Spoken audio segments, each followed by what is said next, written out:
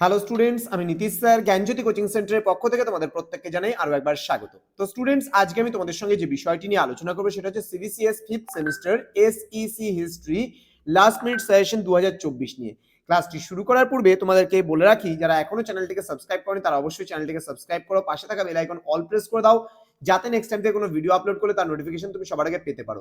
এছাড়া অনলাইনে তোমরা যারা যুক্ত হতে যাচ্ছ আমাদের জ্ঞানজ্যোতি কোচিং সেন্টার 6 সেমিস্টারে পড়ার জন্য, তারা অবশ্যই যোগাযোগ করতে পারো। আমাদের 15 ডিসেম্বর থেকে শুরু করে 31 ডিসেম্বরের মধ্যে আমাদের কিন্তু অ্যাডমিশনটা চলবে। তোমরা যারা 2 জানুয়ারি থেকে ক্লাস করতে চাইছো তারা অবশ্যই এই টাইমিং এর মধ্যে কিন্তু জয়েন করে নেবে, তাহলে কিন্তু লিংক থেকে শুরু করে সমস্ত কিছু প্রথম দিকে পেয়ে যাবে এবং তোমরা পড়াশোনাও শুরু করে দিতে পারবে। আমাদের সঙ্গে যোগাযোগের নাম্বার হচ্ছে 7076398606 নাম্বার অথবা 6295916282 নাম্বার। তোমাদের টোটাল কোর্স ফি রয়েছে তোমাদেরই সাধ্যের মধ্যে শুধুমাত্র 499 রুপিস প্রোগ্রাম কোর্সের স্টুডেন্টদের জন্য। ঠিক আছে, একটা সেমিস্টারের পুরো কোর্স ফি পাস কোর্সের বা প্রোগ্রাম কোর্সের 499। তোমাদের 12 নম্বরের প্রশ্ন তো এখানে আসে না, এখানে আসে 10 নম্বরের প্রশ্ন, 5 নম্বরের প্রশ্ন এবং 1 নম্বরের প্রশ্ন। তো 10 নম্বরে কি কি প্রশ্নগুলো পড়তে হয় এসএসসি হিস্ট্রিতে সেটা নিয়ে আলোচনা করছি। প্রথম প্রশ্ন, ভারতের সংগ্রহশালার উৎপত্তি ও বিকাশ। Very very important questions. কোন সংগ্রহশালা বা মহাপেজখানার ভ্রমণ ও দর্শন সংক্রান্ত বিষয়ে তোমার অভিজ্ঞতার কথা লেখো। নেক্সট, ভারতে মহাপেজখানার উন্নতির ইতিহাস সম্পর্কে আলোচনা করো।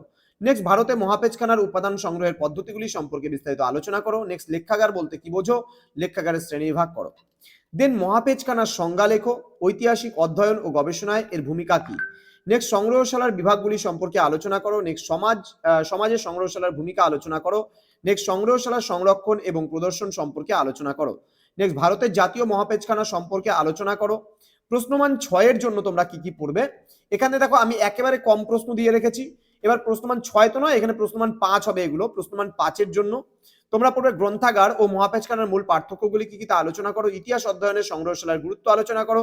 সংগ্রহশালায় দ্রষ্টব্য বস্তু কিভাবে সংগ্রহ করে রাখা যায় সেটা সম্পর্কে আলোচনা।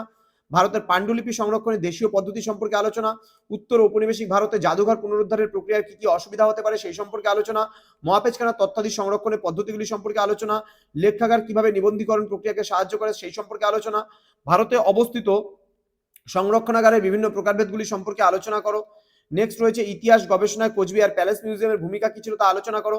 কি কি সমস্যার সম্মুখীন হতে হয় জাতীয় মহাপেজখানার নথিপত্র সংরক্ষণ করতে। দেন সংগ্রহশালার বিভিন্ন কার্যাবলী লেখো। দেন ভারতের জাতীয় মহাপেজখানার নথিপত্র কিভাবে সংরক্ষণ করে রাখা হয় সেই সম্পর্কে আলোচনা। এই কয়েকটা প্রশ্ন। এরপরে আমি আগামীকালকে তোমাদের 1 মার্কসের যে প্রশ্নগুলো হবে 1 নম্বরে, সেই প্রশ্নগুলো কিছু নিয়ে তার উত্তর নিয়ে আলোচনা করব। তো জ্ঞানজ্যোতি কোচিং সেন্টার অফিসিয়াল ইউটিউব চ্যানেলটি যারা এখনো চ্যানেলটিকে সাবস্ক্রাইব করেনি তারা অবশ্যই চ্যানেলটিকে সাবস্ক্রাইব করে পাশে থাকা বেল আইকন অল প্রেস করে রাখো, যাতে নেক্সট টাইম থেকে যখনই আমি কোনো ভিডিও আপলোড করব তার নোটিফিকেশন তুমি সবার আগে পেতে পারো। এছাড়া অনলাইনে তোমরা যারা ভাবছো যে আমাদের সেন্টার জয়েন করবে তারা অবশ্যই যোগাযোগ করো আমাদের অফিসিয়াল নাম্বার 6295916282 এবং 7076398606 নম্বরে।